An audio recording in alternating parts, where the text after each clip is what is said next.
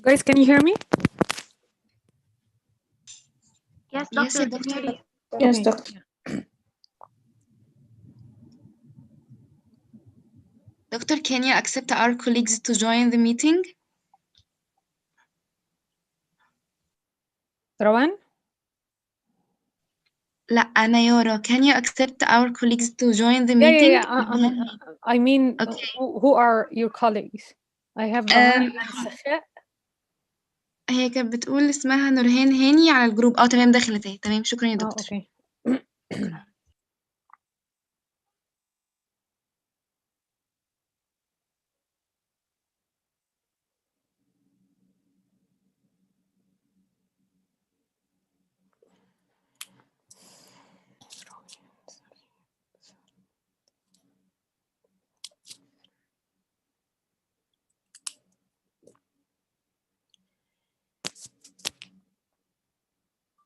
Okay.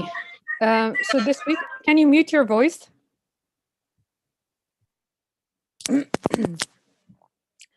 Okay, guys. So this week we're going to address the third theoretical school, which is structuralism. So first of all, referring to week 2 and week 1, if I ask you what a structure means, how are you going to reply to this question? It's like a relationships or a network. Yeah. So what's the main focus of rational choice and culturalism or cultural school? Its focuses on the individual, like his own interest and his satisfaction and utility. Yeah. So the main focus of rational choice. So I'm interested in studying actors' behaviors, and with culturalism, I'm interested in these kind of cultural attributes. So I'm interested in orientation, attitudes, belief system, and values, and how these values and these orientations would shape individuals or human behavior, right? Yeah, With right. structuralism, I'm interested in studying or investigating the relationship within broader system of action. So imagine this is this figure, or trying to, this is like the outer surface, this is the broader system of action. I'm interested in, imagine this is like object 1, 2, 3, or like, you know, group 1, group 2, group 3. So I'm interested in these kind of linkages and connections and interactions or interdependencies between these objects or these groups within like this broader system of action. So it would be like a social system. If you remember when I talked about Almond and Easton, when we talked about this political and social system thing. So I might be interested on this this broader system of action. It would be like social system or historical system.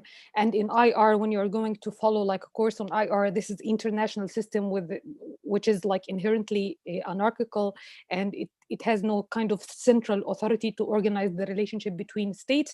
So state as in IR, as if these are like the group, or this is like the unit of analysis, and this international system would shape states' behavior.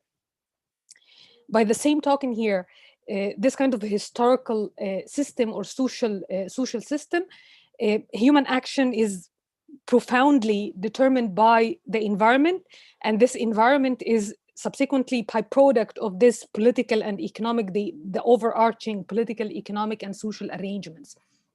So I'm not interested here in individual behavior or any kind of individual attributes. So I'm interested in how environment and these like the broader political and economic and social systems or arrangements would shape individuals' behavior. So it's by and large in comparative politics, they focus on historical structure and how like these structures are not permanent. So they can subject to change and transformation. So as comparativist, you need to highlight how and why structural change can take place or occur. As a structuralist, any kind of, by definition, any structure has its own like internal contradictions that would trigger tensions and would carry its seeds of demise. So as comparativist, you need to highlight, you need to examine in some detail how and why these structural changes can occur. Dr. sorry for interruption, but Minna Mahmoud and Muhammad Jamal need your permission to join.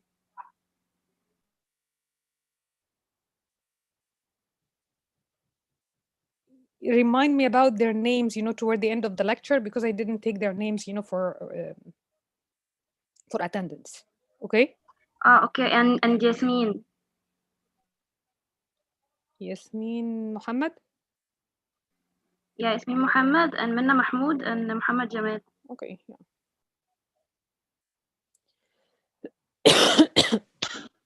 So I'm here interested in how rules and conventions define some roles rather than like agency or individuals' independent power that would shape these kind of structural, it's not like choices or independent or autonomous power of individual or actor that would shape, these structural transformation. This kind of inherent, flaws or contradictions within a particular system or structure would shape, these structural transformation. So for them, like history matters like great deal here, and it carries some sort of possibilities of a change. So the structural relations are byproduct, or structural transformation is defined by this kind of historical system, and it's byproduct of some changes and transformation of the historical system. This would, as a comparativist here, so you're interested in investigating how and why these structural transformation occur by investigating these historical sequences or the like particular pathways or historically changes or historical stages that would account for particular transformation and like this causal pathway that would lead to particular change. For example, back to Marx, because this like Marxist theory like the theory leads, you know, the structural interpretation or explanation in comparative politics. So for Karl Marx, how this like historical system would shape structural transformation? Anyone? How it would define structural relations first, and what kind of contradictions may emerge and would account for structural transformation or changes. We explained this in week 1 briefly. Any take on this?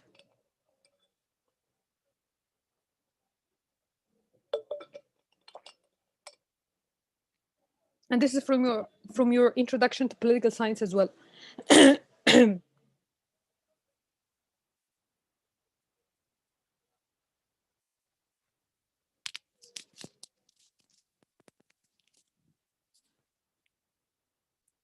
Guys, can you hear me? Yes, doctor. Yeah. Any thought on this? What kind of relations as a Marxist you need to investigate or you need to examine, and how these relations would account for a structural transformation?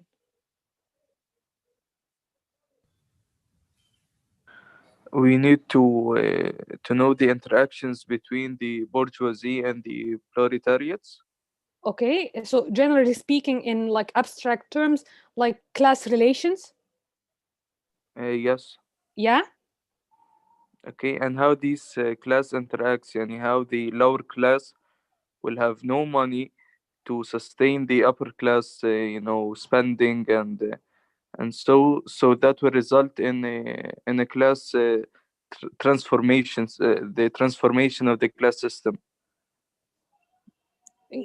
Yeah, I'm going to Mayar. Yes, doctor. Yeah. I think structure changes happened when Marx tried to turn the system then from that only one layer has everything, and then he tried to turn it to socialism. Yeah, so we basically investigate, you know, how like social classes like emerge from historically defined or some sort of like certain historical processes would shape like this kind of class relation or class conflict, which is like subsequently or by definition determined by like economic structure or economic relations.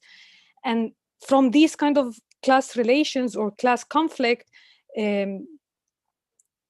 some sort of structural transformation or a structural change would occur. So basically this like Marxist theory more or less shapes, you know, the structurals, the structural mentality or structural interpretation and explanation in comparative politics. We are going to focus firstly on like Marx and how his how he defined, you know, this kind of historical changes or the historical system would shape structural transformation. And we will investigate in some detail 2 more examples. Barrington Moore on social origins of dictatorship and democracy, and Theda Skocpol on social revolutions from comparative perspective. So starting with Karl Marx and this structural analysis. So he actually defined political dynamics and political process, or what he perceives as like political process is by and large conditioned, and it's kind of a reflection of these economic forces in terms of like social classes. And the social classes like emerge or like emanate from like historically defined set of economic relations. And like history is a function of this class struggle and class conflict. So I'm not, if you're a Marxist, so you're not interested in individual as an agency would bring about any sort of structural transformation, but you're interested in individual as like as an individual or an object occupying some economic position in a social class. So you are interested in a social class, and the relationship between different social classes and the conflict between them, this would lead to structural for the transformation and interruption. structural change. He didn't. Sorry. A friend of mine wants to attend the lecture. She's Mayar Hassan. Okay.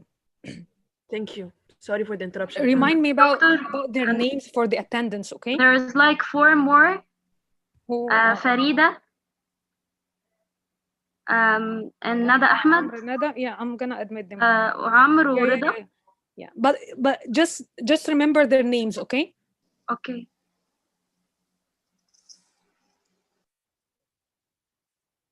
So you're interested in this social class and the relationship between different classes, and mainly or specifically the conflict between these classes that would bring about transformation in the overarching economic structure, or the overarching the broader an overarching system.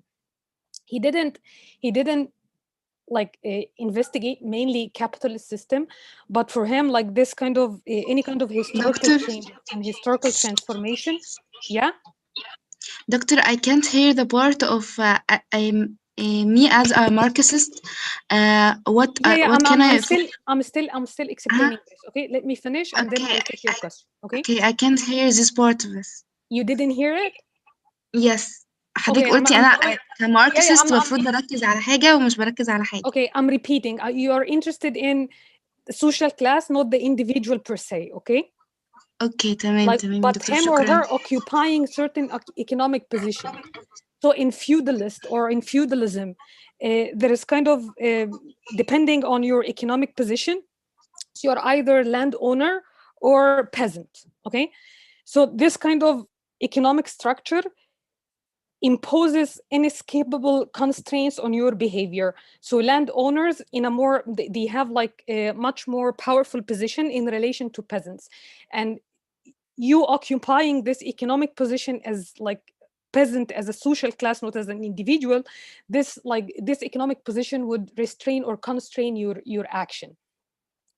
But because any structure or any system, it has some sort of internal contradictions, so this would eventually collapse and would give way to another system, which is like capitalist system. Within the capitalist system, you are interested in this struggle between bourgeoisie and workers or proletariat, and some sort of internal contradictions within the capitalist system would eventually lead to its demise, and would give way to this proletariat revolution and the establishment of the socialist system as a transitional period towards the communist period, or the communist system. So for Marxist analysis, or for this theory, like a structure would depending on your economic position, a structure would constrain or would impose some sort of restraints or constraints on your action. So the departure point here, the class relation and the state, and the definition of history in terms of class struggle. And for Marx and his advocate of Marxist theory, there is no independent or autonomous existence of the state. The state is only an kind of instrument or an agency for the wealthy classes. So it actually serves their own interest. And from these kind of investigating class relations, class struggle, this inherent or internal contradictions within a particular economic structure or economic system, this would give you some conceptual tools in order to investigate large-scale processes like socialist revolution, or the transition from feudalism to capitalism, and then the revolution that would lead to the demise of capitalist system and the installation of a socialist system. So the contradictions and this kind of dialectical relationship between these like thesis and antithesis, as I mentioned, this would eventually lead to the collapse and the establishment of the new structure or the new system. So this would help you understand more. So for Marx, there is kind of structural base or the infrastructure and the superstructure. So the infrastructure it actually comprises or it actually it's made up of productive forces and the social relations of production based on these productive forces. So you here investigate basically class relations like landowners, peasants, bourgeoisie, workers. So you need to examine these kind of class relations and the means of production and mode of production, agricultural or industrial, that would define, you know, the class relation and the productive forces. And this is the base.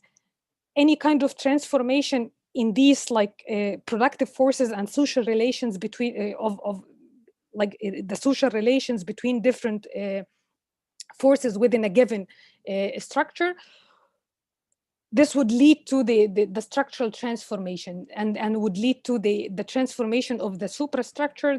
The superstructure here, this is the political apparatuses and the legal framework. So the state here is kind of an instrument for like to serve the ruling class. So they have like economic dominance, and they have like control over the state apparatuses and the legal and political arrangements in order to serve their interests. And later, the Marxists also mentioned something about the ideological apparatuses as well. They are related to the superstructure here in order to feed into or to perpetuate this false consciousness that would enable the economically dominant class and the politically ruling one as well, in order to generate or to reproduce their dominant position and their own capitalist economic system, and the same productive forces and the same sort of exploitative relationship with workers or with proletariat, until the point that there is kind of internal crisis emerged, or these internal contradictions reached some sort of like a historical stage that would eventually lead to their collapse and the establishment of a new economic structure or a new economic system. Okay.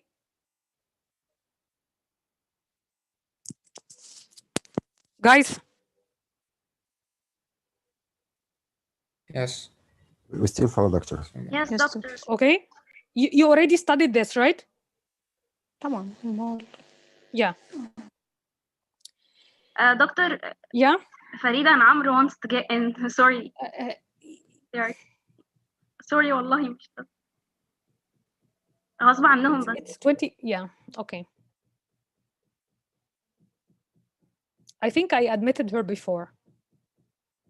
Yeah, I think it's a trouble with the connection. With the connection? Okay.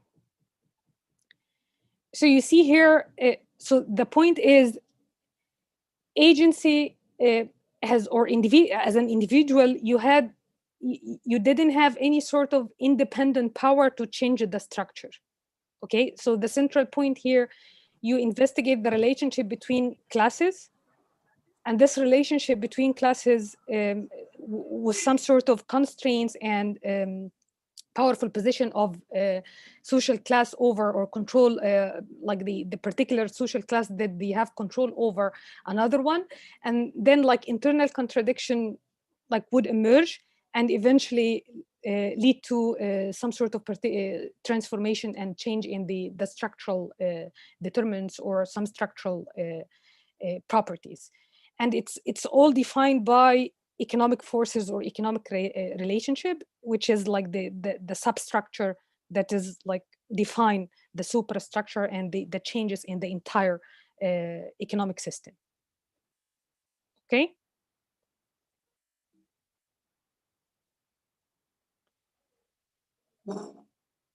So Moore here, he departs from or endorses the same like Marxist scholarly perspective in order to investigate the social origins of dictatorship and democracy. So why like some sort of democratic governance emerged in some countries, while like dictatorship in other countries took hold. So he approached this from Marxist perspective as well. So when I tell you like Marxist perspective, so what I mean by Marxist perspective, guys, what I'm really looking into here.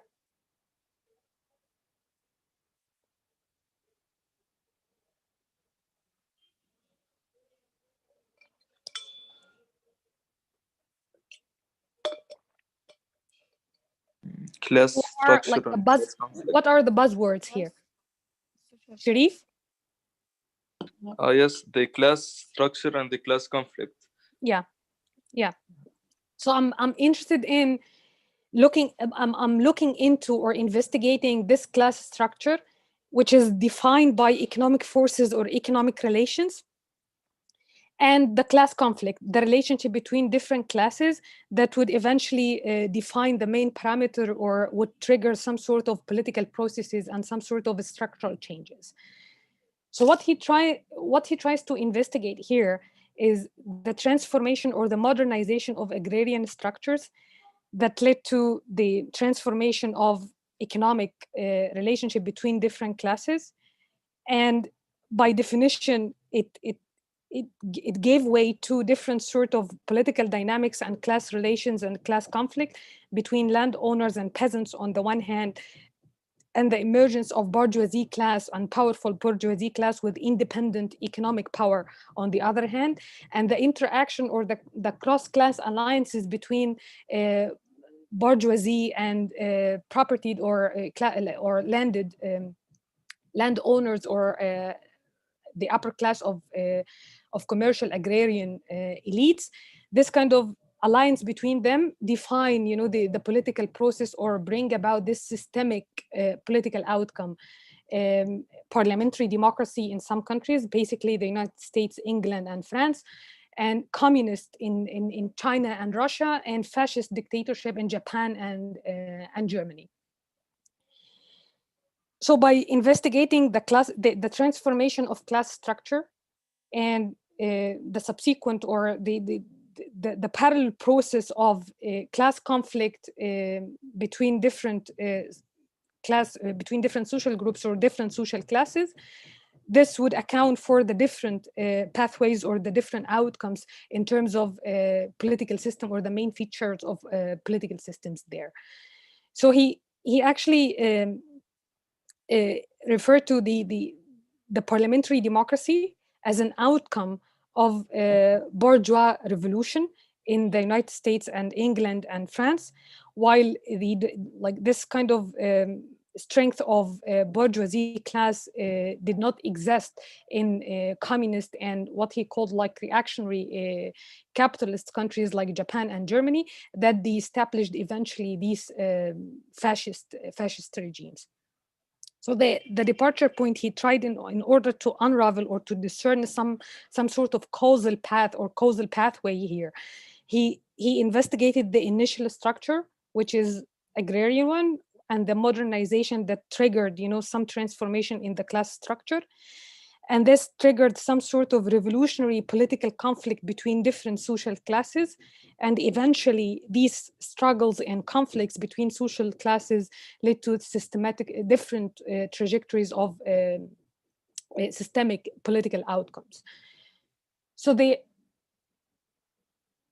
I didn't assign like you're not asked to read more because it's kind of unsystematic explanation. So that's why I assigned reading for written actually by Skocpol. She's critical of Moore, but she offered kind of summary of his argument. He didn't offer like systematic account in order to explain how or the causal pathway between this initial agrarian structure or the transformation of agrarian structure that led to different political outcomes in our cases here.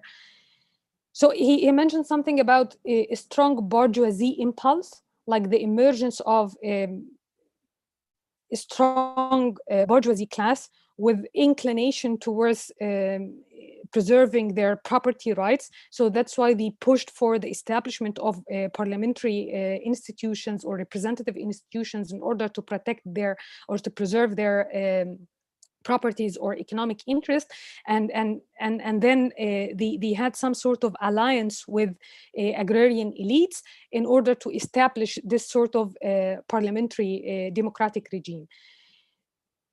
So while he departed from that, there is no kind of a strategic place for particular class, as Marx actually claimed, like proletariat against bourgeoisie in Marx theory.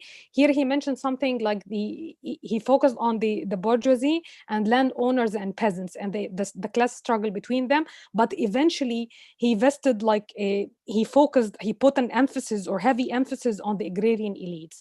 So it's not only the strength or the strength of the bourgeoisie that led to different political trajectories, but their relationship with the agrarian elites as well, or the alliance with the agrarian elites as well, that define the main parameter of that led to actually different political outcomes here. So let me start with the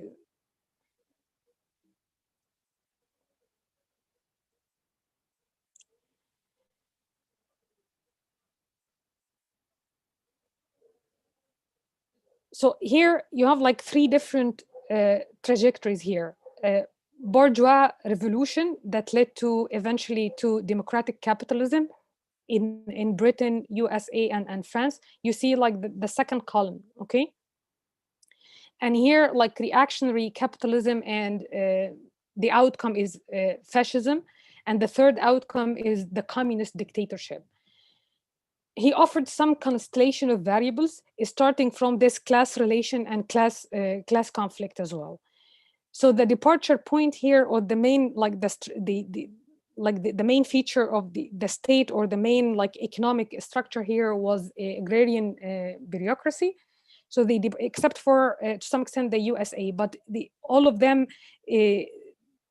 what triggered these structural transformation and structural changes, mainly was the class conflict between the modernization of agrarian structure and the class conflict that emerged from these modernized or the commercialization of agrarian structure.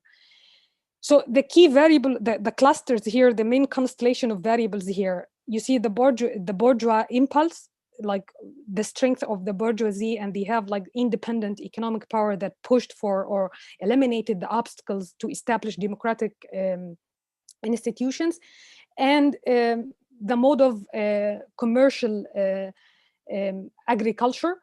It's commercialization or market form or labor repressive form. And then the potential, the revolutionary potential, or the potential of peasants to implement some sort of collective action, to the revolutionary inclination of peasant as a social class. So when bourgeois, they have this kind of strong impulse with some sort of market agricultural system, and with low potential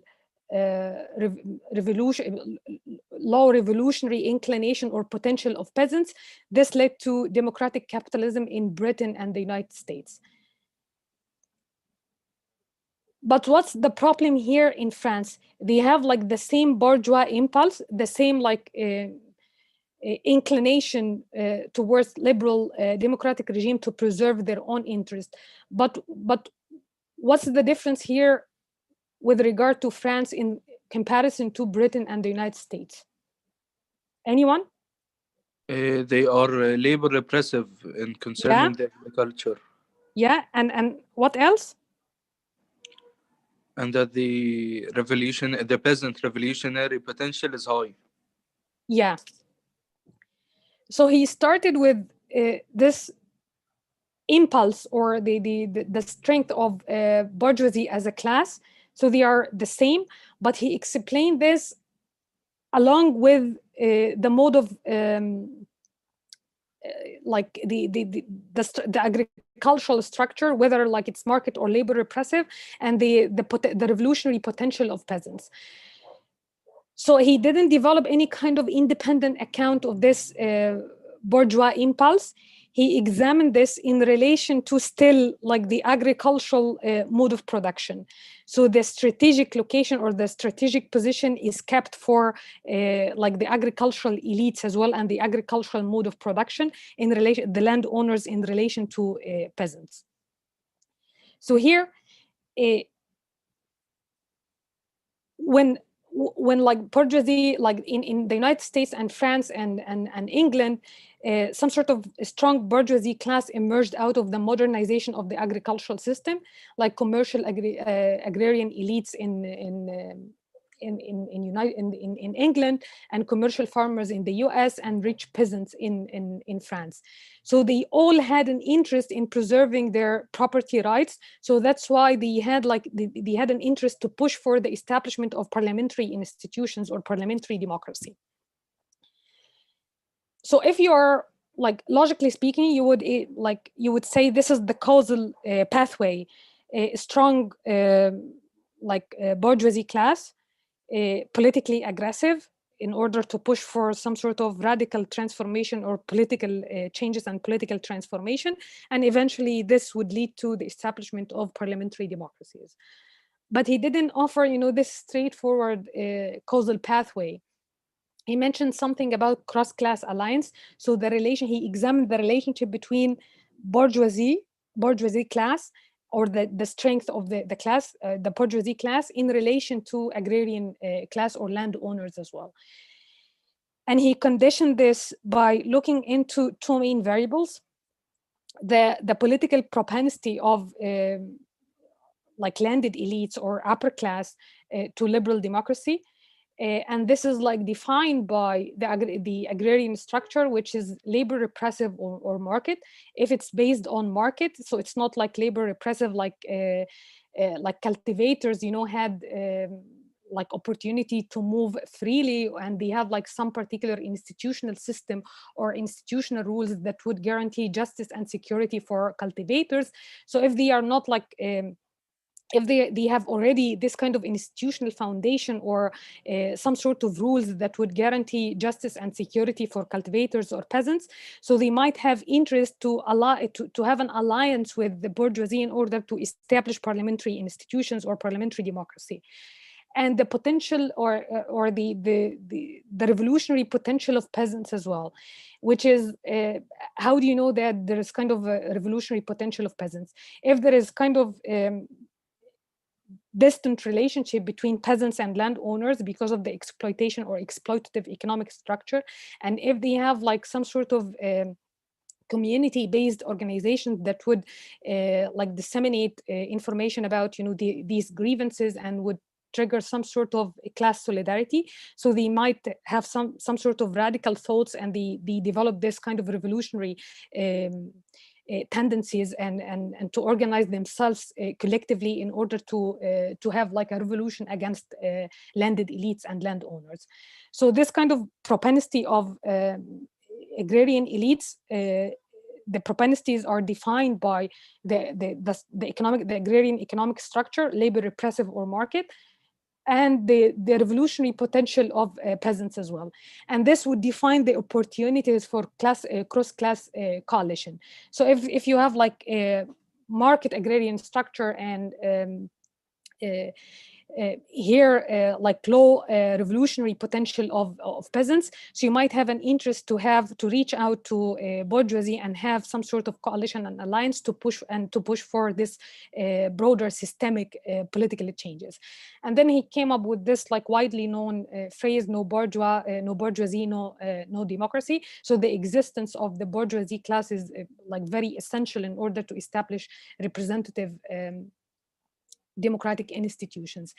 And this, like, if you compare this to the fascist path and the communist dictatorship, so they have here with the fascism, they have like medium and strength with regard to this bourgeois impulse, but with the labor repressive and low propensity or low potential, revolutionary potential of peasants, it led to a revolution from above and undermined, this initial strength of bourgeoisie class, and this led to like the establishment of fascism in these countries. And in communism, they didn't have this like a strong bourgeoisie class with this structure of labor repressive agrarian structure and even high revolutionary potential. It led to peasant revolution that eventually led to the installation of communist dictatorship, not democratic capitalism.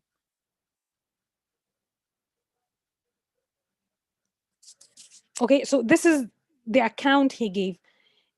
You guys, do you have any comments on this causal pathway or causal argument?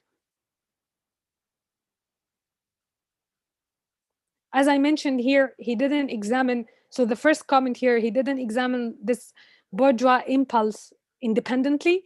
He examined this in relation to or alongside the mode of the mode of agricultural system, or the structure of agrarian relationship between peasants and landowners.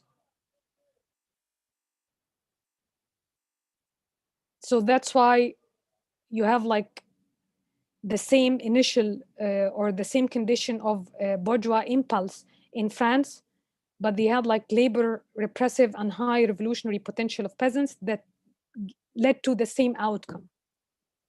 So what's the main comment here?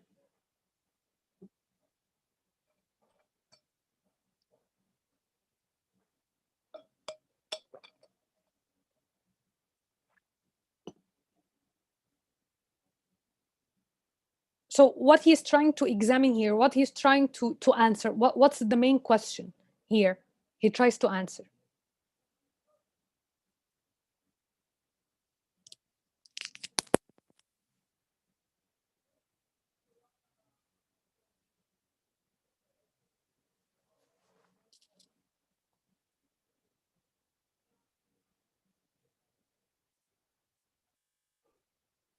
Doctor, is he trying to answer why some countries have dictatorships while others have democracy?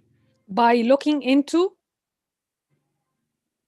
the title is social origins, like the social foundation or the class foundation of particular or different forms of political outcomes or political systems, right?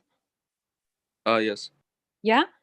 So like I'm just trying to help you to think about, you know, this account before I explain what's the critiques Skocpol offered.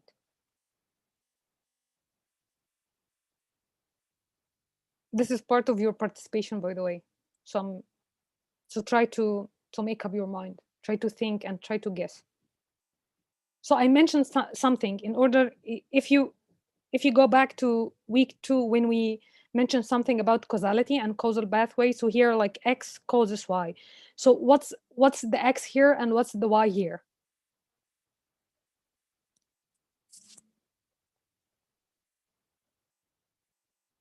So Sharif answered like the main question, more try to offer an answer to.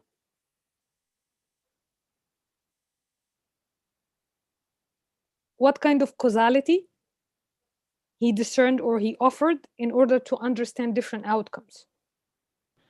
The X here is whether we have a strong bourgeoisie class, and the Y is if we have a strong bourgeoisie class, then we have a democracy. If we have a medium or a weak one, then we end up in capitalism, in dictatorships. Yeah, yes. Fascism or communist dictatorship. Yeah. But the central point here, as I mentioned, he didn't offer like independent account. He examined this through or the interaction with this mode of commercial agricultural system or agricultural structure, market or labor repressive and potential. So he didn't give any independent account of the strength of the bourgeoisie class. He examined this through their the inclination or the propensities of the still like the landed upper class to have an alliance or coalition with this bourgeoisie class in order to have like different political institutions, parliamentary democracy, or fascism, or the absence of this strength or strong bourgeoisie class led to different outcomes in other countries. So he didn't offer like independent, although he started with this kind of impulse, he didn't offer like independent account. He took this somehow for granted. He didn't say to what extent it might exert like this independent causal power have like independent causal effect on the outcome, because still like the agrarian structure and the landed elites or the upper class in relations to peasants, they have like important like, or a powerful, still like they exert like powerful effect on the outcome, and they define the main parameter of having or not having a coalition with the bourgeoisie impulse. So here, what actually would cancel out or mitigate like the mode of like agricultural structure or agricultural system, labor repressive, this kind of constellation, like the labor repressive here and low revolutionary potential in Japan and Germany, led to a fascist outcome or fascist regime, instead of, despite the fact that they have like medium to a strong bourgeoisie impulse. So you see the point, this kind of a constellation of variables, some sort of interaction between like bourgeoisie impulse and the mode of commercial agriculture led to different outcomes here. Okay.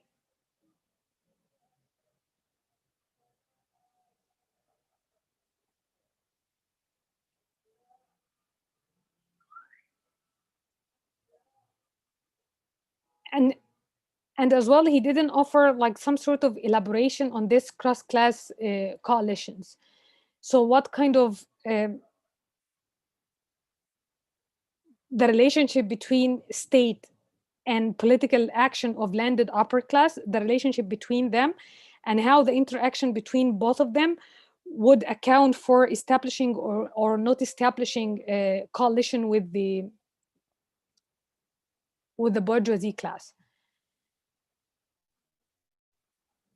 So what's the Marxist view of state? How like proponents of Marx himself perceived the state?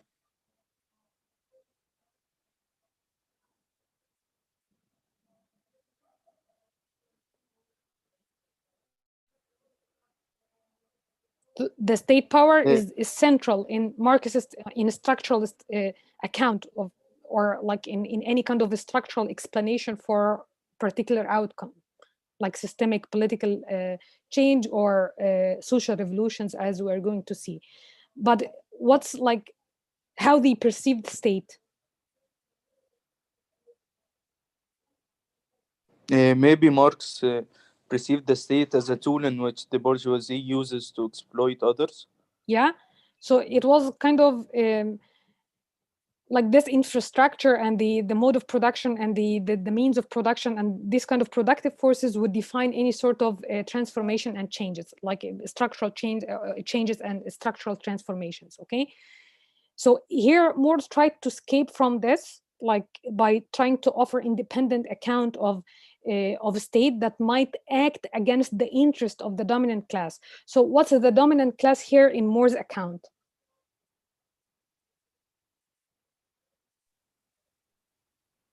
The bourgeoisie.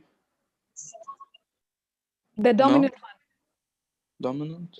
So we have like this modernization of agrarian structure. So what's like the dominant class here? The strategic one.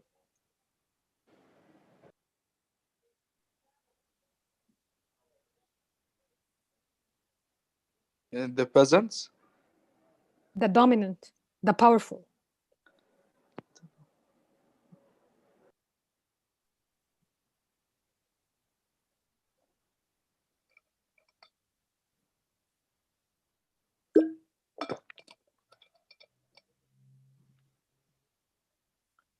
So what's the initial structural properties here before any kind of transformation?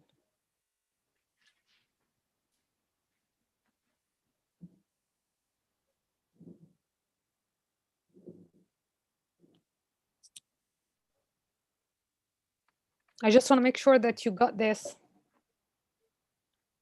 If you need to map out the main like class actors here. So we have bourgeoisie and we have peasants, and what else? Military or government? The workers? Yeah, back to here again.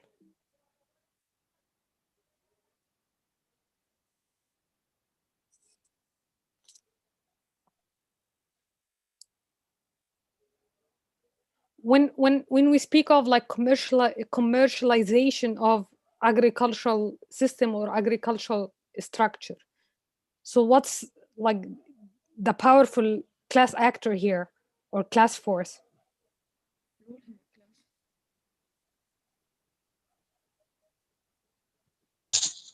Traders. Yeah, but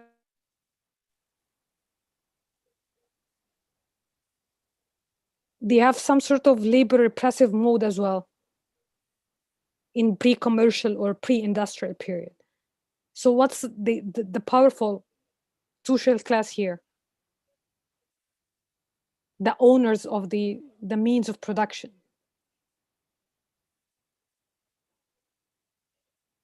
The government?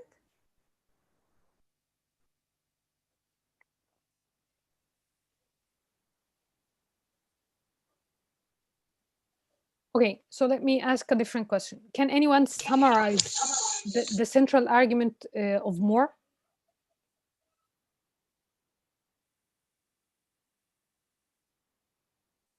Given this table. Doctor, I think he says that Who's talking?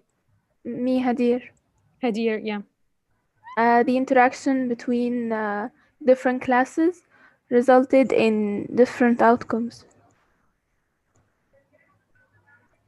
Okay, so this is like the abstract, this is in abstract terms, okay? Like any kind of a structural account of political transformation or social transformation, you need to focus on class structure and class relations, right?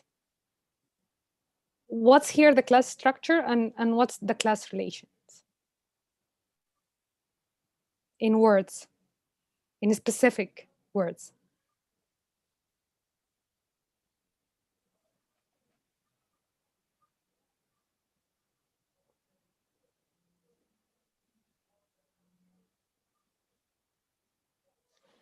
So here, as a structuralist, you're not interested in human agency or human behavior or like human orientation, like actors' orientations and beliefs and values. You are interested in particular relationships, okay? And this kind of interdependencies and linkages between, in our cases here, different social classes, okay? That would bring about changes in either the political system or the economic structure. So if I ask you what kind of class structure here we are talking about, and what are the main class actors? I guess economic structure. Yeah, economic, it's industrial, or it's agricultural, or what kind of? Agriculture. Yeah, it's agricultural, okay? I guess اللي هم land owners. Yeah, thank you. Yeah. Okay, تمام. Yeah. So the thing is, here, so the departure point, Marxism, he said like state would be an instrument or an agency for landed upper classes, right? This kind of landed elites. So Moore tried to break, with this tradition, and he tried to offer, to say like, even like, to make these kind of scattered remarks about how like the strength of bourgeoisie class would affect the political outcome, but he actually didn't do this independently of the dominant social class, which was the dominant social class was the gentry or the landed upper class there. So he didn't tell us, how actually how the state responded to this kind of the conditions of building a coalition or having an alliance between landowners and bourgeoisie. If the state is kind of an instrument or an agency for landed elites, so how this coalition happened and how bourgeoisie pushed for this revolutionary political change and led eventually to the establishment of democratic capitalism. So he tried to offer like independent account of the state, but he didn't escape, you know, this Marxist belief in the state as an agency for the wealthy class or instrument in the hands of the ruling elites or the ruling class in order to preserve the economic interest of the dominant class. So this is like Skocpol took this from like picked it up from there in order to offer like independent account of the state and the state organization, that the state has independent account or autonomous position from different social forces and different social classes. So if you need to examine more, had to offer more explanation with regard to the reactions of agrarian society and the landowners to modernization. So how in relation to the state, you know, how these actors responded to these modernization activities, and this kind of the bourgeoisie revolution that led to the transformation of the entire political, that led to like significant political transformation, and led to different economic structure as well. And for her as well, the second point is, if you examine like modernization, what she mentioned, like intra-societal process, like by comparing different countries rather than focusing mainly on endogenous or domestic variables that would lead to the transformation of the economic structure, and it might have some sort of repercussions on the state administrative institutions and bureaucratic apparatuses as well. So you need to focus more on the internal dynamics and how this led to the transformation of the administrative capacity or the bureaucratic apparatuses of the state. And the one other point, you know, more didn't tackle or didn't address, for communist dictatorship, for example, they may have, instead of having like different pathway or the route actually diverged from this capitalist democracy, they deliberately they offered some sort of alternative pathway instead of diverged from the capitalist democratic regime. So by focusing these like during that period, these states actually, they tried to increase their military power in relation to other states. So they needed to assert their national sovereignty by accumulating more kind of military power or political power by establishing this kind of dictatorship or repressive regime in order to discern themselves or to distinguish themselves, or to actually emphasize their national sovereignty first in relation to these early modernizers like the United States and England, for example. So it might have been some sort of deliberate act of establishing, rather than different historical sequences or different historical changes that led to different outcome. So what's missing here is the international context of the military power, or the relationship between different states, and the military capacity or the military relationship between different states. And this actually shaped or laid the groundwork for her account on states and social revolutions. And she compared between France, Russia and China. So the departure point here, she offered independent account of the state and the state organizations, that the state had like independent position in relation to different social classes. And she focused on the coercive and the administrative capacities of the state in order to speak of any sort of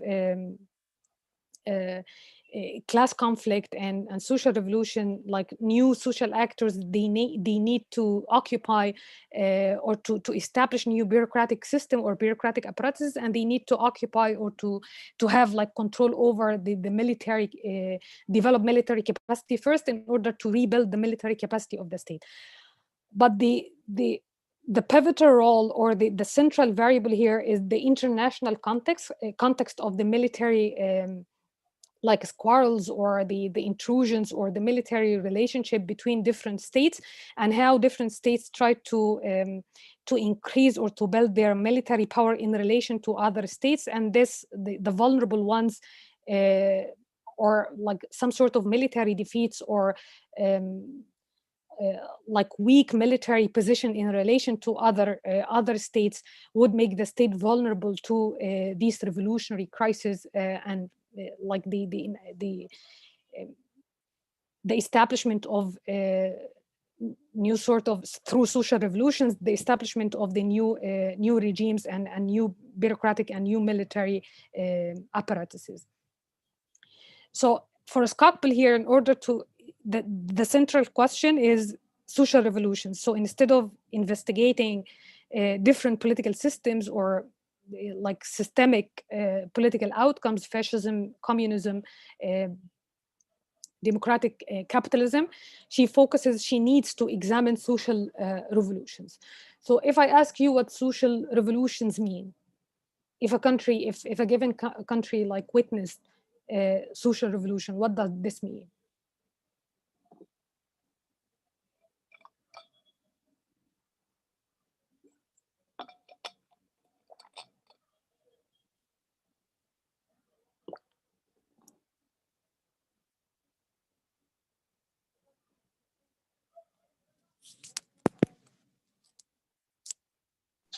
I guess it means the conflict between the classes in the society.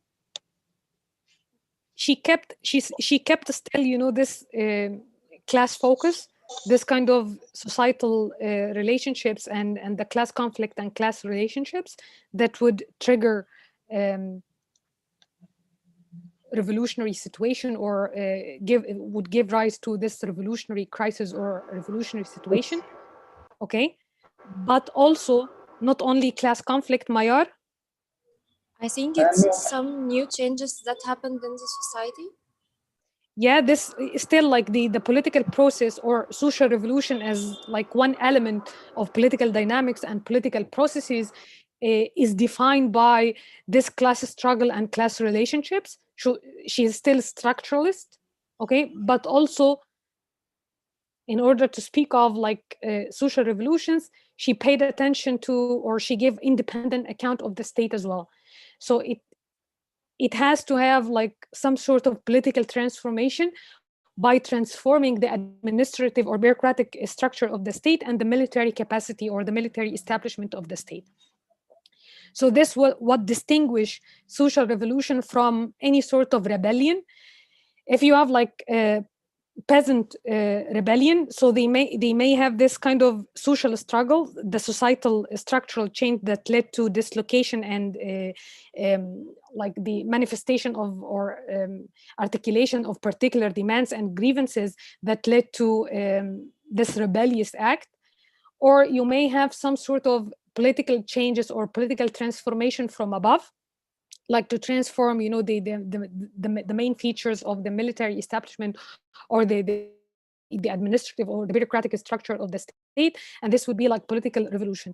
But she defined social revolution that it combined both, like these like significant and radical societal transformation and societal changes defined by emergence of new classes and this class conflict that eventually reshaped the new regime or led the ground or established the new administrative structure and new military establishment.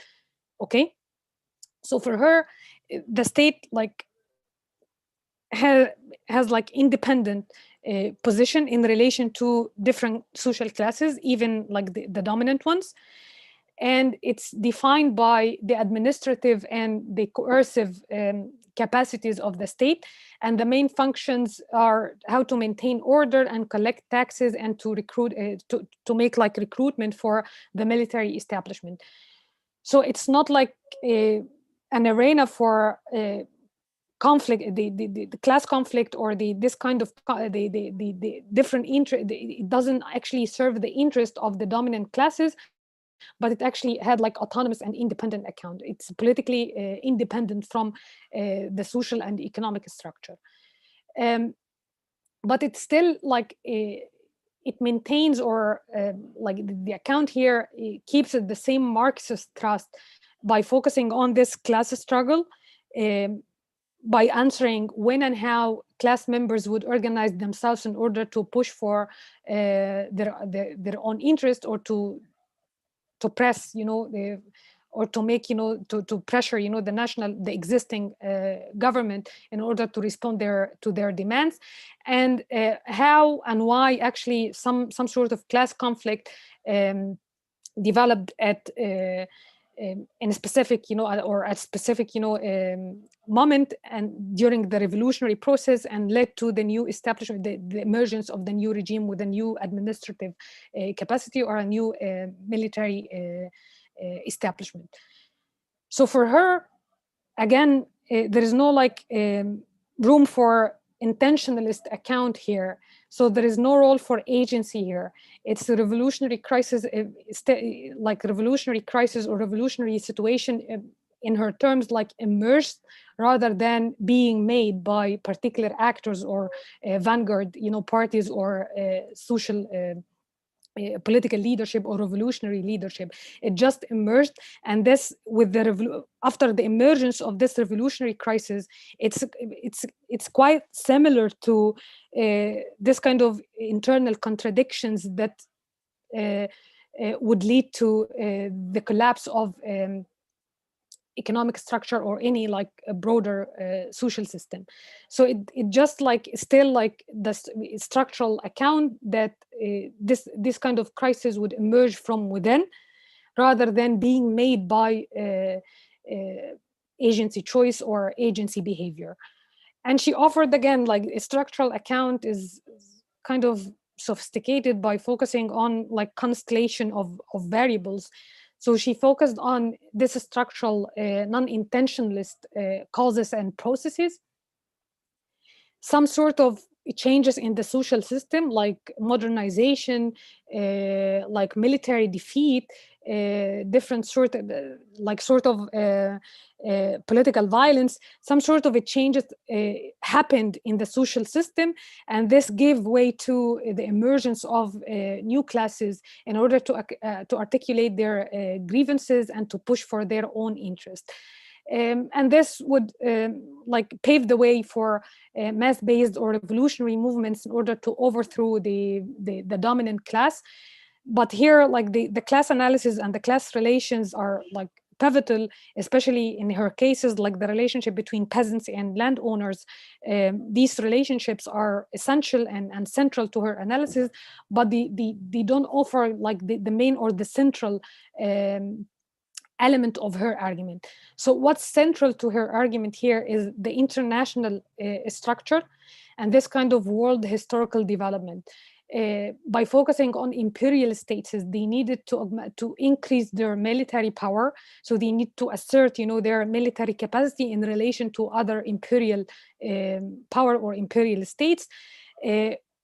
Together with this kind of military competition and capitalist competition, so these states needed to increase or to strengthen more, their military capacities, and to cope up with this military competition with other states. But different, these states, they have different positions in international systems. So the positionality is not the same if you compare, these France, China, and Russia. So they have some sort of unequal or competitive interactions or transnational interactions that would lead to some sort of military vulnerability and military intrusion. So this some sort of military defeat or military submission would give rise to this revolutionary crisis. When this revolutionary crisis emerged, this would give rise to different social classes, peasants, workers, or popular sectors or popular classes to organize themselves. And this would enable some sort of what she called marginal elites, so some sort of political leadership that they actually related or came from educated and previously marginalized or excluded elites from the previous system. So they actually came to the fore in order to organize popular classes and to have like leading position in the revolutionary process in order to re-establish or to establish a new regime with military capability, new military capabilities and administrative efficiencies. Okay. So in what sense she kept, you know, this structural account to social revolutions?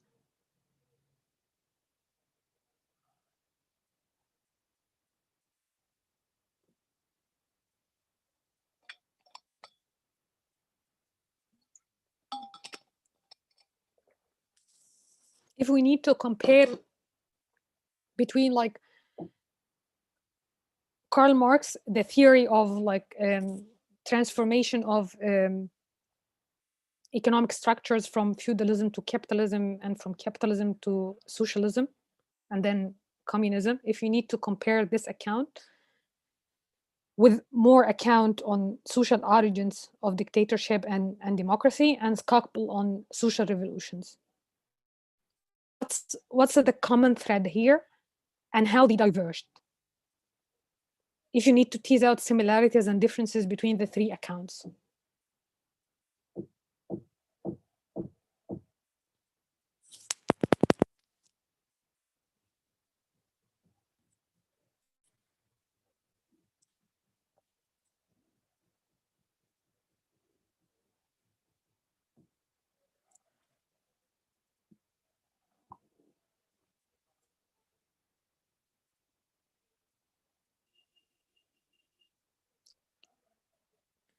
Just first step, summarize what they said. And then I can help with answering, you know, these similarities and differences.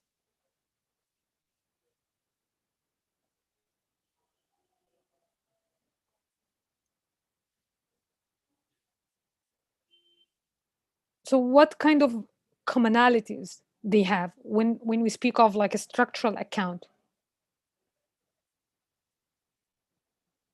of historical transformation or transformation of historical system in Marxism and systemic political outcomes with more and social revolutions with the Skocpol?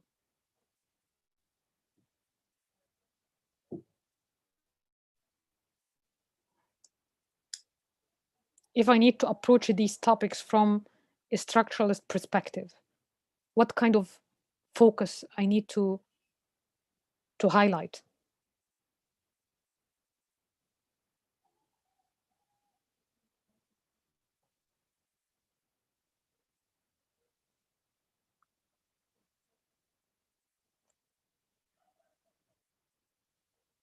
Yeah, you have to say something.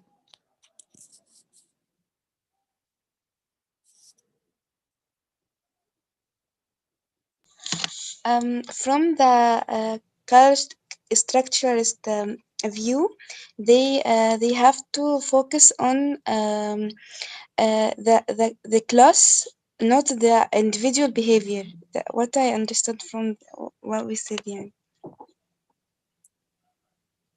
Okay, so you're interested in not human action, but collective action as a class يعني مش عارفة. how certain like economic arrangements or economic structure would shape or impose constraints on human action. أيوة بالظبط. Okay, so you are interested in class relations. Okay. Yes. And what define political outcome or political process?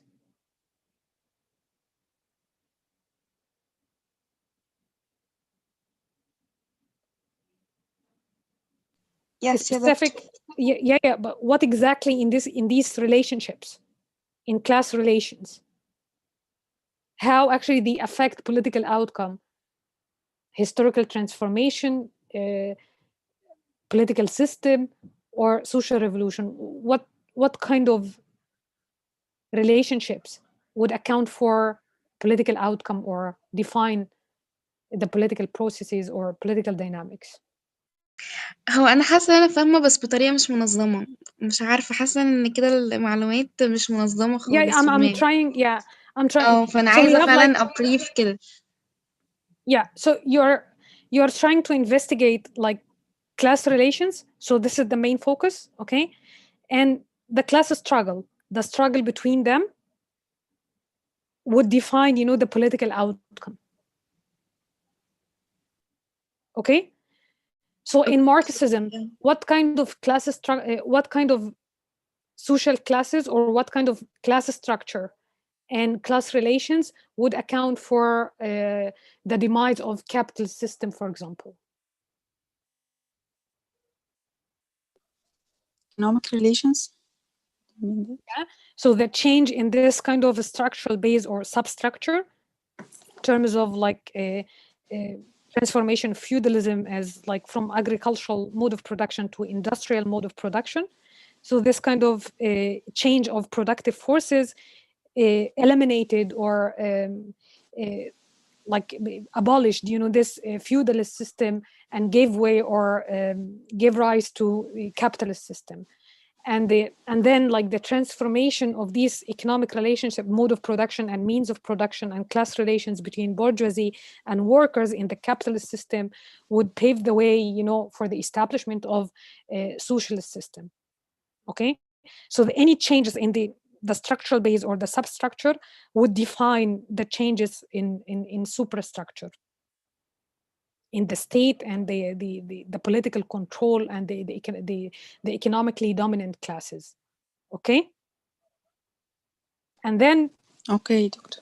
yeah, and then from the same Marxist perspective, with this sort of class relations and class struggles, more tried to offer an account for different political, the establishment of different political systems like democratic capitalism and the emergence of fascism and communist dictatorship in 8 countries.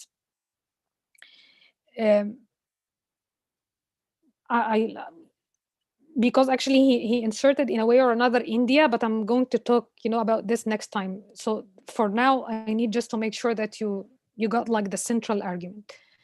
So here, like the class relations is what kind of a structural transformation here that you have like agricultural system and the modernization of the agricultural system or the agricultural economic structure led to some sort of political conflicts and revolutionary struggles between different classes. So on the one hand, gave rise to like the modernization gave rise to the bourgeoisie class with the strong impulse towards democratic governance to preserve their properties and to guarantee their own to safeguard their economic interests and economic rights. And on the other hand, the existing, you know, powerful class from the existing regime was the landed upper class. So still like this, like a struggle between these classes, like bourgeoisie and then landowners and peasants, and the class relation between peasants and landowners, labor repressive and market, and then they would define, you know, the orientation towards, you know, having a coalition with the bourgeoisie, and define, you know, the revolutionary potential of peasants as well. So this constellation of variables would account for different outcomes: democratic capitalism, fascism, or communism in these countries. So he departed from the same Marxist scholarly perspective with regard to class relations and class conflict, but he tried to break, you know, with this by, but he didn't actually precisely made this, but he tried, you know, to break with the Marxist account by not offering like a strategic position to particular class like bourgeoisie or proletariat as Marx actually did, but he still like heavily emphasized the role of the landed upper class here. But he tried, you know, to break, you know, with this kind of Marxist notion on about state and dominant classes. And then Skocpol, what she tried to do here she tried to emphasize more the independent, or she kept the same structural account, or the same like thrust, Marxist thrust, by focusing on this class struggle and class relations, but she put this in a wider or a broader perspective.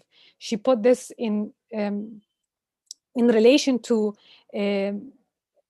the positionality of the state in the in international structure, and the revolutionary processes that gave rise to different popular classes and different social actors that actually occupied power centers, the coercive apparatuses of the old regime, and established new efficient administrative or bureaucratic structure or system, and new military. They built new military capabilities as well. So they kept the central focus on class structure, class relations, okay? More tried to break, with this, tried to give independent account of the state, and to highlight more this cross-class alliances with some, but we criticized, his effort or his attempt to do that. But then, like Skocpol, in her account, or in her way to explain, the emergence of revolutionary crisis or having social revolutions, she offered independent account of the state, and she plugged in, or to put into the analysis, the international structure and this world historical development, by referring to different the military competition, or the international interactions and the military vulnerability of different imperialist states in relation to each other or to other countries. Okay. So again, what's the main assumption here?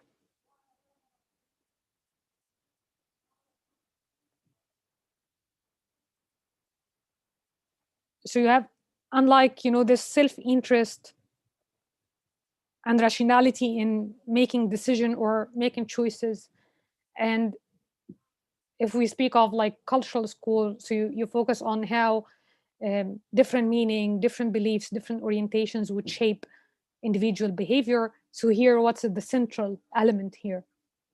The cornerstone here of the analysis.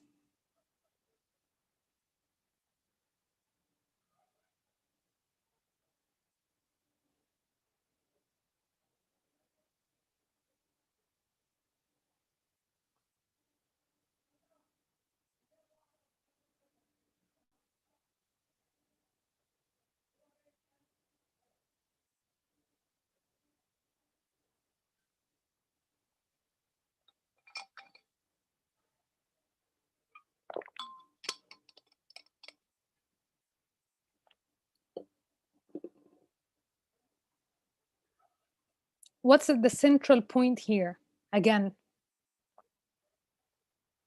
from these different applications?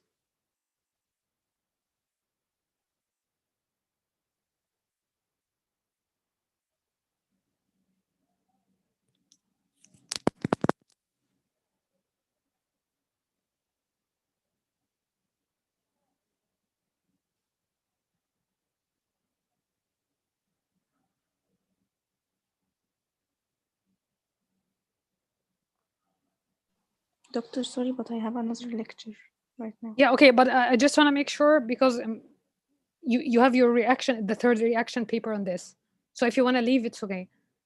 But this is because I'm going to build on this in the next lecture. So I would just want to make sure that you got like the central points here.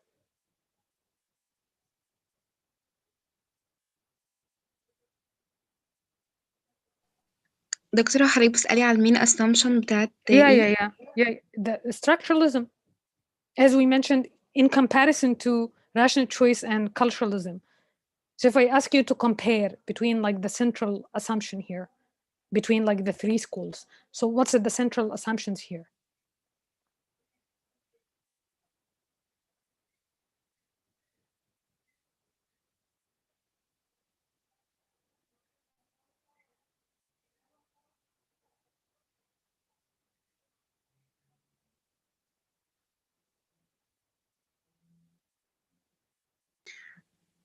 I guess the historical background it may shape أو reshape the structural new structural platform. مش عارفة. Like, if I ask you like buzzwords here, like attitudes, beliefs, values, meaning, self-interest, rationality, strategic interdependence. So here, what are like the like? If I ask you about like We're the trying to understand how the social system will shape the individual behavior yeah and the differences between the social structure, Yeah. something like social revolution and so on.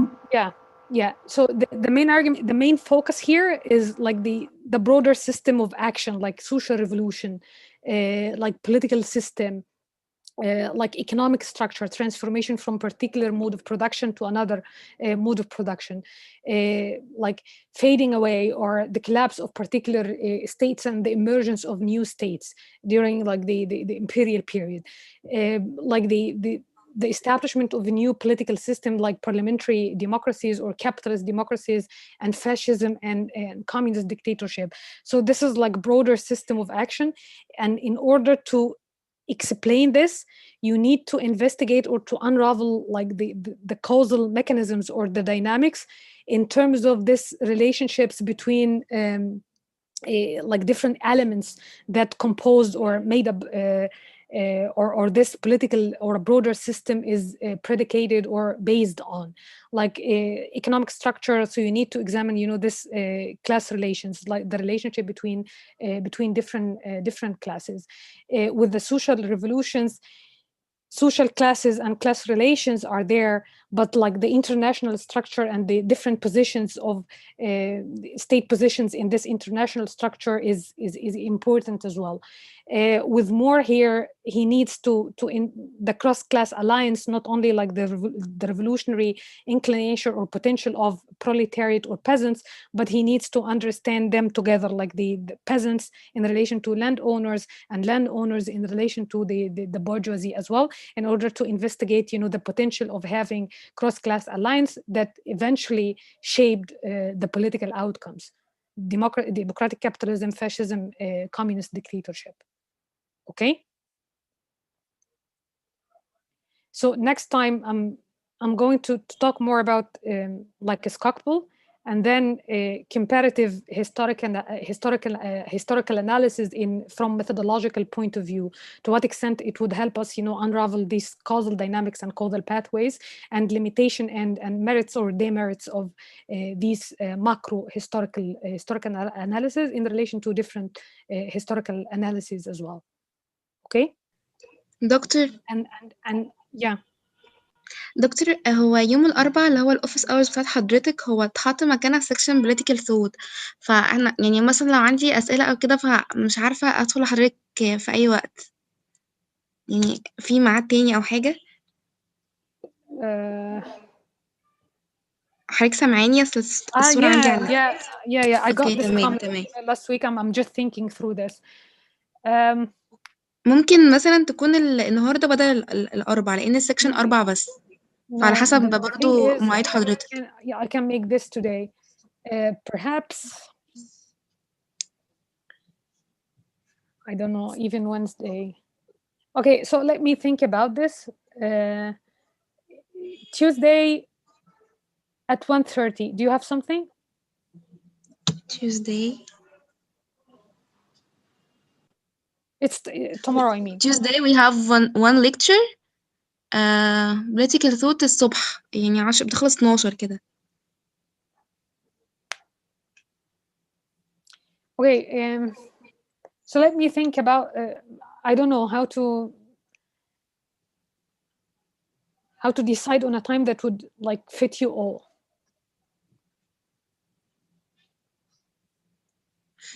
Okay, so meanwhile you can email me your questions, so I can give like some questions I can answer through emails, but others I need to have you during my office hour to